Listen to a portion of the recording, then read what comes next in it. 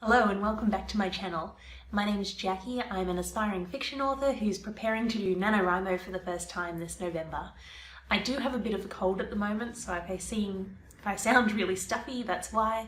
I've also got my emergency tissues here just in case I need them. So, to prepare for NaNoWrimo, I've already put together a list of potential book ideas. The next step is to pick a couple of those ideas and try to map them out to see which one I can think of the most plot and the most character to go with, so that when November hits there's something to work with beyond just a really vague idea. To map out those ideas I'm going to use three different methods. So I have Take Off Your Pants by Libbie Hawker, I have Save the Cat by Blake Snyder, and I have Story Engineering by Larry Brooks. Now, each of these take quite a different approach on plotting and planning, so it'll be really interesting to see how the same ideas develop when different methods are applied to them. So today I'm looking at Take Off Your Pants by Libbie Hawker. This book was actually recommended to me earlier this year by a friend who's also gotten into writing fiction recently. So whenever I get a book recommendation, I download the free sample to my Kindle to see if there's any merit in buying the rest of it. And in the introduction to this book, Libbie shares a story about how she was approached by her publisher to write another book, and they wanted it to come out 6 months after one that was already in production. So she had already written an outline, she looked at the outline, put together a proposal, the publisher loved it, and then went, "So, how quick do you think you can get this done?" And Libbie said, "Well, give me 3 weeks and you'll have a draft." And the publisher was like, "Seriously, 3 weeks?" So Libbie said, "Yes, I've done this before, I have a method that works." She took out her outline, sat down to write, and she had a finished draft of 92,000 words in 3 weeks. So, don't know about you, but I found that pretty impressive. I then went and looked her up on Amazon, and she has, I think, 34 books out, so clearly she's found a method that works, and it works reliably, so I was really keen to try it. So I have read this book. I haven't attempted to use it to do any plotting or planning yet, so this is going to be my first time going through the process as well. What I like about Libbie's method is it simply follows a bullet point approach to getting your book written, and it starts with bigger questions around character and antagonist and goals and so on, and then it becomes more granular to the point where she's actually outlined an entire plot and the key events that need to take place. So I think for someone like me who has some really vague ideas, those early steps are going to be very helpful for fleshing those things out and seeing how much potential they have, and then the really granular, this happens first, this happens second, this happens third, that plot outline will be really helpful once I've got those foundations in place for mapping out the plot. Having said that, there were some things that didn't quite gel with me about this book, so when I read it I was actually working on my last draft and I had a lot of it already in my head and a lot of it already mapped out, and there were just a couple of, mainly the middle of the book, that wasn't working. And when I read this, I felt like I couldn't apply it to what I already had. So my initial impression of this method is that it would be easier to start using these steps from the beginning than it would be to retroactively try to fit them into a draft that's already in progress, which means it's the perfect resource for me to use now. So I'm not sure how long this will take. It might be a multi-day process, but I will touch base once I've gotten started and let you know how it's going. As for the tools I'm going to be using for this challenge, I obviously have Libbie's book. I have an A4 notebook, which will be my primary plotting space. I also have an A3 notebook, which just has blank A3 pages. Now, I'm one of those people who likes to be able to see everything in front of her at once, and with smaller A5, A4 notebooks, it's very easy to run out of space on the page and have to turn over. So I think once I've got everything mapped out, I'll probably transition it to the A3 pages, just so I can see everything in one go and get a big picture idea of where this book might be heading. And then, of course, the laptop in case any research emergencies pop up. So in Libbie's book, she covers a 4-step plotting process. Step 1 is the story core. The story core is what lies at the heart of your story. So it includes a character, the character wants something, something is preventing them from getting what they want, so they struggle against that force, and then they either succeed or fail. Step 2 is a 5-point book outline. So the outline covers your main character, their external goal, the antagonist, the plot, and the end. Now, the plot doesn't really fit in here because she does cover that separately and it is very detailed, but for the sake of being consistent with the book, I'll call it a 5-point outline. Once you've done the 5-point outline, then you look at the plot, and for the plot she has a list of different events that every book should cover. Once you've done the plot, the next area to look at is pacing. So this is how your scenes break down in a way that make sure your readers are interested in continuing to read and they don't want to put the book down. Now, I'm not going to look at pacing because at this stage I just want to flesh out ideas and see which ones could be turned into a book. So I'm going to get started and I'll let you know how I go.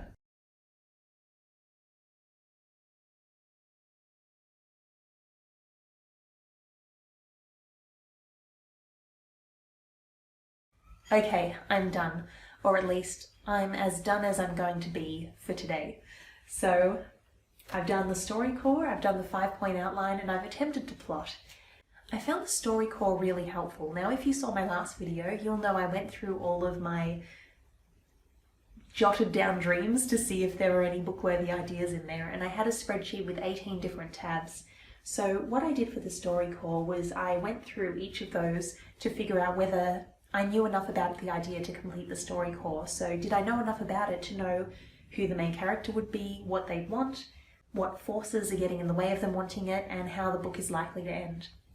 So doing that exercise, I narrowed it down to 6, and of those 6, I then took 3 of them onto the next stage because I thought those 3 had enough information. So the 3 I took to the next stage were working title Powerless, which is a girl in a family of people with superhero abilities who doesn't happen to have those abilities.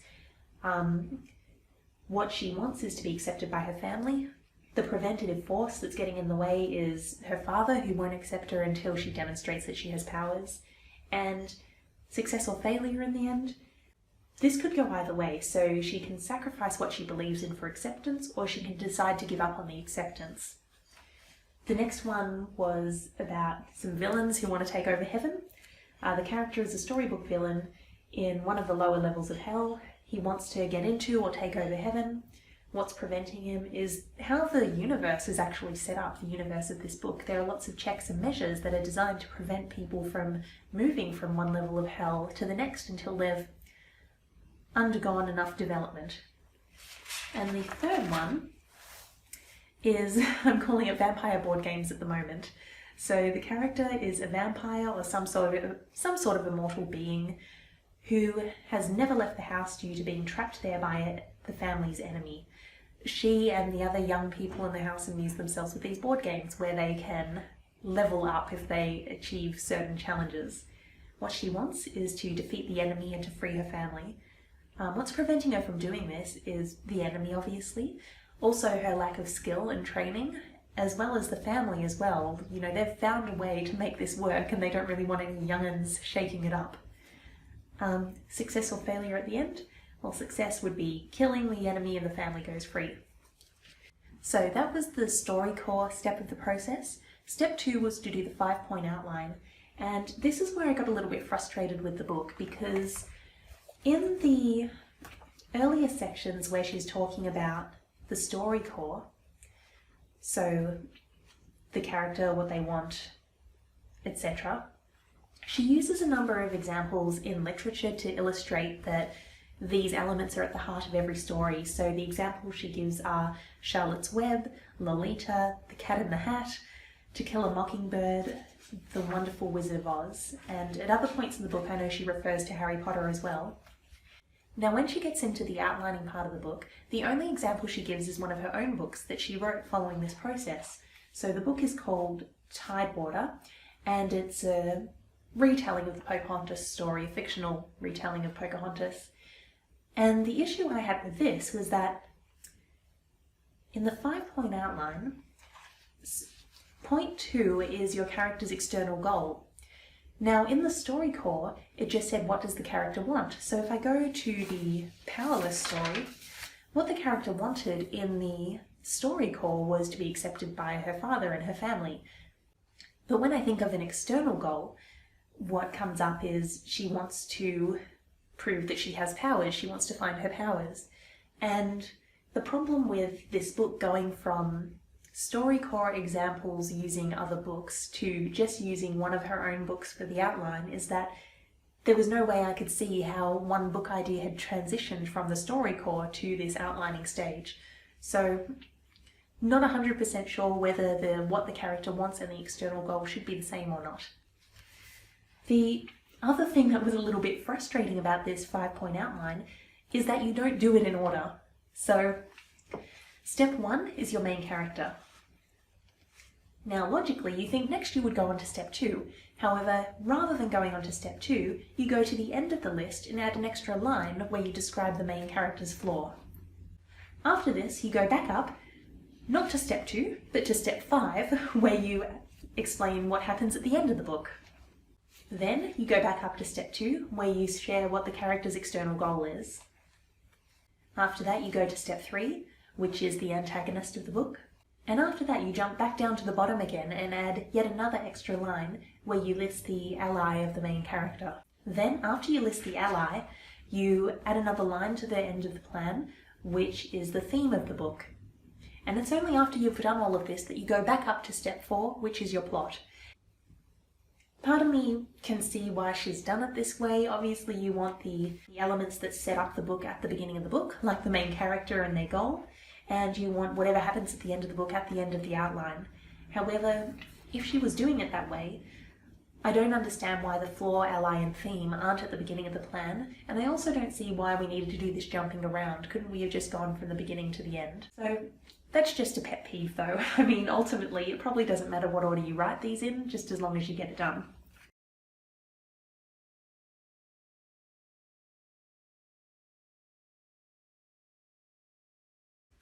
Then step 3 of the process is the plot. So with my 3 remaining ideas, I attempted to plot them out following the different events that Libbie lists in her book. Now, she actually has an outline that lists 17 different events that should happen in your plot. So the opening scene, the inciting incident, the character realizing their external goal, displaying their flaw, drive for the goal, and so on. One of the reasons why I wanted to try plotting with this book was because I thought, oh, this is great, it tells me exactly what goes where. And what I've realized is, one, it still really doesn't. Like, just because it says drive for goal, and I know from reading the book that means there's an ill-fated plan that the protagonist follows, doesn't mean I know what the ill-fated plan is going to be in my book. So that was one thing. The other thing is that even though there are 17 separate points listed here, a lot of them can actually be grouped together, which means you don't actually have 17 scenes when you play with this. So for instance, you've got the opening scene, that's a complete scene. Then you have the inciting incident. After that, a separate line is the character realizing their external goal. And then you've got a display of their flaw. Now in theory, the scene that is the inciting incident should also be the one where the character realizes what their goal is, because that is the incident that propels the rest of the story. It sets them on their path to achieve whatever they want to achieve. When it comes to the display of the flaw, that's something else that can happen in that scene. So when I went through it, I realized there were only actually 9 scenes listed here, which means if you're using this method, it is going to be very light on plot. My biggest challenge, however, is simply that if you don't already know what you're writing, it makes it really hard to fill out an outline like this. Now here you can see what it all looks like in practice. So here you can see the 5-point outline that I've done for one of the books. And here you can see the plot. So I listed out each of the points that Libbie covers in her book, and I filled out what I could. And as you can see, other than the early bits, which I already, like I even knew these when I did the last video based on the original idea I had, there isn't a lot in the remaining steps. If I turn over to the other books I've been trying to do, you can see it's even less.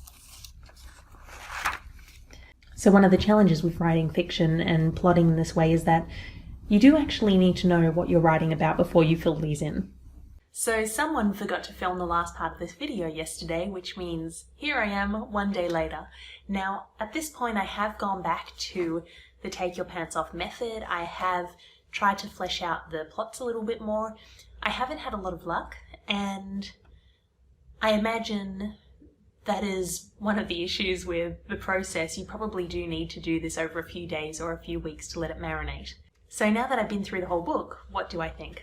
Well, I think the early parts of the book are really helpful. I found the story core exercise very, very helpful when it came to figuring out which ideas had substance and which ones didn't, and which ones could potentially turn into books, and which ones I could potentially be writing for NaNoWriMo. I also found a lot of the early content interesting, particularly around the roles of different characters in the book, mainly the antagonist role and the ally's role. Something really interesting that Libbie says in the book is that your antagonist actually has the same goal as your protagonist, and the reason they're at odds is because they're both trying to achieve the same thing. So I thought that was a really interesting way of looking at that relationship. The challenge I had was that when you got to the outline, a lot of that early work didn't seem to transfer over. Yesterday I mentioned that it wasn't clear whether the "what the character wants" sentence in the story core was supposed to be the same as the external goal in the outline. Similarly, you have to list the antagonist in the outline, but because you're just listing them as one point, you don't actually get to get into what the antagonist wants and how they are going against the protagonist. And I think this is one of the reasons why I struggled when I got to the plot part of the process, because the plot was a list of events, about 9 events once I consolidated the 17 into the ones that were grouped together, and they all felt a little bit random, like this happened and then this happened. So you have your opening sequence, then you have your inciting incident, then the character has an ill-fated plan when they are thwarted by the antagonist, then they try another ill-fated plan when they are thwarted by the antagonist, and so on and so forth, until they decide to change their goal. And then, once they change their goal, they begin to overcome their flaw, and this prepares them for the final battle, and so on. Now, at the very end of that plot framework, I think things work well because the character's flaw and them overcoming that flaw is closely tied to the events in the plot. The reason they haven't been succeeding for the first part of the book is because the character has a flaw and they haven't overcome it yet. The reason they succeed in the final battle is because they've addressed that flaw. So there's a nice cause and effect set up for that. The issue I have with the earlier parts of the book is that while the reason the protagonist isn't succeeding has a clear cause and effect, it's because they have this flaw and they haven't dealt with it, the reason these events are happening in the first place isn't clear. And I think that was one of the reasons why I struggled to fill in the plot, because it was the antagonist strikes again, so let's put a random battle with the antagonist here. It wasn't clear, what prompted the antagonist to attack at this point, or what prompted the protagonist to run into the antagonist. So there was a lack of cause and effect in those early stages, which I think made it harder to think of plot points that would fulfill those requirements. Now, to give you a little bit of background on me in terms of plotting, I am not an experienced fiction writer. As I mentioned in my first video, I hadn't written any fiction since I left university over 10 years ago, until a few months ago when I seriously decided I wanted to have a go at writing fiction again. However, I have written a lot of nonfiction. In fact, I wrote a book about how to write a great nonfiction book. It's called Book Blueprint. I'll put the link in the doobly-doo.